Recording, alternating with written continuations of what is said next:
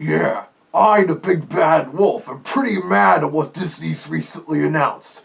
They are now planning a live-action and CGI remake of the 1973 animated classic, Robin Hood. What the heck, Disney? They usually treat that movie as one of their more underappreciated animated features. Especially since it did do so well with the critics and the like. But it was announced that it's going directly to their Disney Plus streaming service, in the vein of their Lady and the Tramp remake, which wasn't that great, by the way. I see Disney still hasn't learned their lesson yet.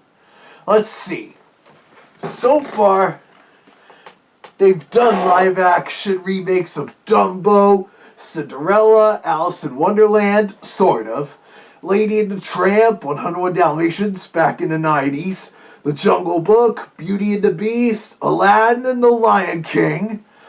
And there's going to be a more serious live-action remake of Mulan to be released this year, currently postponed due to that darn virus outbreak. And there's a remake of The Little Mermaid in the works too. And they have also announced remakes of Snow White, Pinocchio, Peter Pan, The Sword and the Stone, Pocahontas, The Hunchback of Notre Dame, and Lilo and Stitch.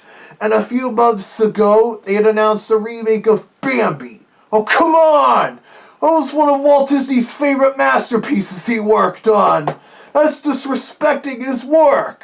And besides, Saturday Night Live already beat Disney to the punch with a fake trailer for an epic live-action Bambi remake 5 years ago, starring Dwayne Johnson made up in deer ears and a wig.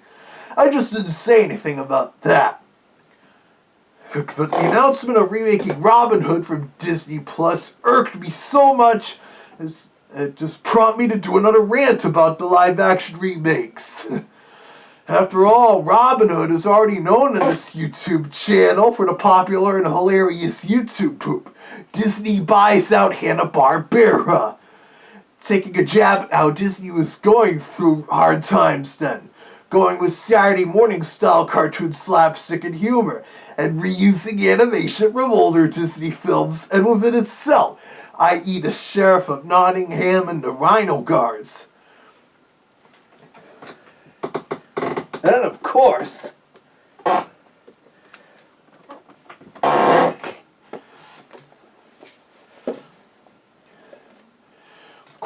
having this sound library really helped.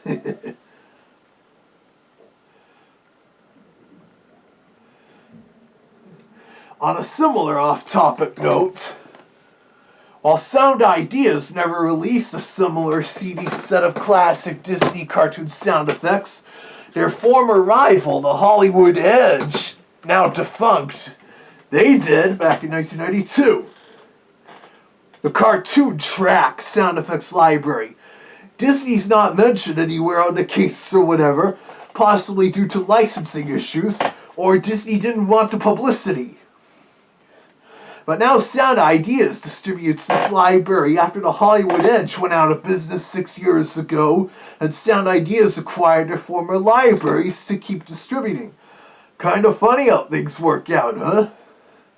But yeah, this is definitely one of my and Zach's favorite sound effects libraries to work with. Along with the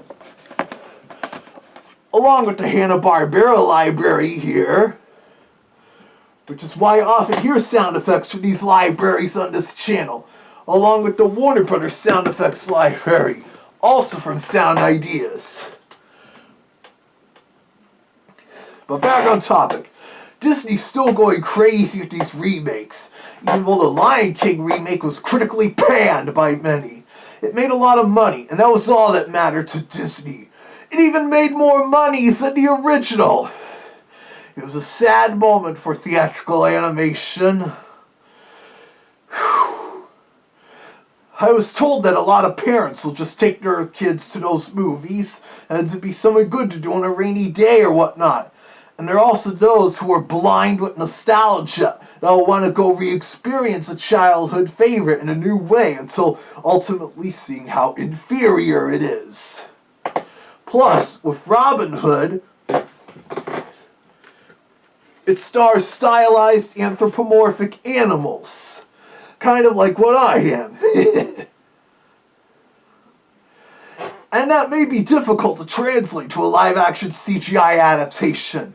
Not like The Lion King and its photorealistic CGI animals, but that was because the characters in that weren't fully anthropomorphic. They are generally more realistic types of animals that could talk and use front legs like arms if need be.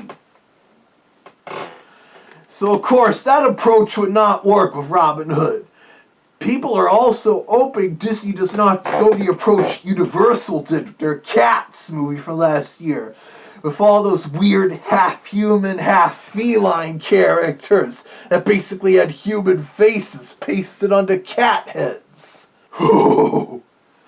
Plus, regarding telling the Robin Hood story in live action, it's been done several times before with humans. Most famously the 1938 Warner Brothers version starring Errol Flynn, which did serve some inspiration for the 1973 animated version here. What's more, back in 1952, Disney actually did a live-action take on the Robin Hood story. The story of Robin Hood and his merry men. And that predated the animated furry version by 21 years. Of course, with the animated version, Disney wanted to go with a different approach by coming up with an all-animal version, which Alan Adale, the rooster, acknowledges as being the real way Robin Hood really happened. Yeah, with cartoon antics and furries. Plus, prior to that, Disney was getting some criticism and had a few of their more recent animated features at the time, like The Sword, the Stone, and the Aristocats. They were feeling too much like Disney's live-action comedy films at the time, and they wanted to make a difference. And while Robin Hood did fairly well at the box office, it was still criticized quite a bit for its cliches, animation quality, and some of the stuff I already mentioned, like taking place in merry old England, but giving characters southern drawls and such, like Alan Adale and Little John and the Sheriff of Nottingham. And regarding that, throughout much of the 70s, Disney was often relying on some of the same voice talent in a can't-miss type of fashion, like having Phil Harris as Baloo, Thomas O'Malley, and the aforementioned Little John. Up to the point where Little John was basically a Baloo clone. And there was also the presence of Pat Buttram in much of Disney's output. Besides the Sheriff of Nottingham, you may also remember him as Napoleon in the Aristocats, Luke the Muskrat in the Rescuers, and the Old Chief in The Fox and the Hound. That was also a similar measure Hanna-Barbera often utilized, either having voice actors imitate celebrities at the time, or cartoon characters, like Art Carney for Yogi Bear, Phil Silvers for Hokey Wolf, or getting actual celebrities like Paul Lynde. It was those factors that resulted in Robin Hood being the first of the big animated classics to come to home video in 1984, starting the Walt Disney Classics collection. As it was a less risky title at the time, it was mostly more popular with children. But it did fairly well and opened up the door to release all the animated classics eventually. Yeah, some people are saying that the Robin Hood remake, once it gets made and released, will be so heavily criticized that Disney might finally rethink the whole idea about remaking their animated classics. Though one of my furry friends did bring up that possibility that this could be something Disney is doing to see if Zootopia 2 can be made, like a litmus test. And if that's the case, then they could just animate the Robin Hood characters in a similar style to Zootopia, with anthropomorphic cartoon animals. Because that's what was originally in Robin Hood anyways. And yes, when I saw Zootopia, it did remind me quite a bit of Robin Hood. I guess that's enough ranting for now. Yeah, that whole coronavirus quarantine lockdown is affecting me too. Especially since Anime Boston was canceled, and that was supposed to be last weekend. So I figured I should also get a video featuring me in here too.